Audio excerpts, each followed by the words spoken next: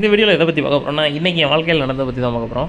ஒன்றும் இல்லை, அஸ் யூஷுவலாக நான் டெய்லி வாக்கிங் போகிற மாதிரி இன்றைக்கி வாக்கிங் போயிட்டு வந்துட்டு பக்கத்தில் இருக்க சூப்பர் மார்க்கெட்டில் வந்து மார்னிங் பிரேக்ஃபாஸ்ட்டுக்கு ஏதாவது வாங்கலாம் அப்படிங்கிற மாதிரி போயிருந்தேன். எப்பயுமே அந்த சூப்பர் மார்க்கெட்டில் தான் வாங்குறத வழக்கமாக வச்சுருக்கேன். இன்றைக்கி அதே மாதிரி போயிருந்தேன். வழக்கமாக நான் ஏதாவது ஒரு திங்ஸ் வாங்கினோன்னே வெளில வர்றப்போ அந்த வாட்ச்மேன் என்ன பண்ணுவார், இந்த பில்லை கொடுங்க, சீல் குத்தணும் அப்படிங்கிற மாதிரி சொல்லுவார். சரி, நான் பில்லை கொடுப்பேன், அவர் சீல் குத்தி கொடுப்பாரு. சப்போஸ் நான் ஏதாவது அர்ஜென்ட்டாக ஏதாவது ஒர்க் போகணும் அப்படிங்கிறப்போ என்ன பண்ணுவேன், டக்குன்னு வர பார்ப்பேன். அப்போயும் அவர் இல்லை, கொடுத்துட்டு இது பண்ணிட்டு தான் போகணும், சீல் குத்திட்டு தான் போகணும் அப்படிங்கிற மாதிரி சொல்லுவார். சரி, நானும் அப்போவும் சரி ஒன்றும் சொல்லக்கூடாது அப்படின்னு சொல்லிட்டு நான் சீல் குத்திட்டு தான் வந்தேன். ஆனால் இன்றைக்கி என்ன ஆயிடுச்சுன்னா, நான் பால் பாக்கெட் வாங்கிட்டு வந்தேன். அவர் வந்து கருவேப்பிலை உறிஞ்சிட்டு இருந்தார். நான் போய் கேட்டேன் அவர்கிட்ட, என்னங்க சீல் குத்தணுமா அப்படிங்கிற மாதிரி கேட்டேன். நான் வந்து ஒரு சாஃப்ட்டாக தான் கேட்டேன்.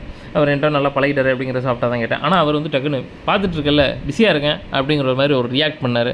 ஒரு மூஞ்ச கட்டுற மாதிரி இருந்துச்சு. எனக்கு ஒன்றுமே புரியல, என்னடா கேட்டோம், நம்ம சாதாரணமாக தானே கேட்டோம், ஏன் இப்படி ரியாக்ட் பண்ணுறாங்க அப்படிங்கிற மாதிரி இருந்துச்சு. எனக்கு இதே நான் அன்னைக்கு வந்து நான் அந்த மாதிரி அவர்கிட்ட பிஹேவ் பண்ணியிருந்தேன்னா, நான் ஏதோ பிஸியாக இருக்க இதில் போயிட்டுருக்கேன், ஏன் அப்படி கூப்பிட்றீங்க அப்படின்னு நான் ரியாக்ட் பண்ணியிருந்தேன்னா, இதை வந்து எல்லாருமே எப்படி பார்த்துருப்பீங்க? இன்றைக்கி அவர் ரியாக்ட் பண்ணுறாரு, அதை நான் எப்படி பார்க்கணும், நீங்களாம் எப்படி பார்த்துருப்பீங்க அப்படிங்கிற உங்கள் கருத்தை சொல்லுங்கள். ஆனால் நான் எதுவுமே ரியாக்ட் பண்ணிக்கல. பட் இந்த ரெண்டு விஷயத்தையும் ஒப்பிட்டு பார்க்கையில் யார் மேலே மிஸ்டேக் இருக்குது அப்படிங்கிறத வந்து நீங்கள் வந்து தெரிவிங்க.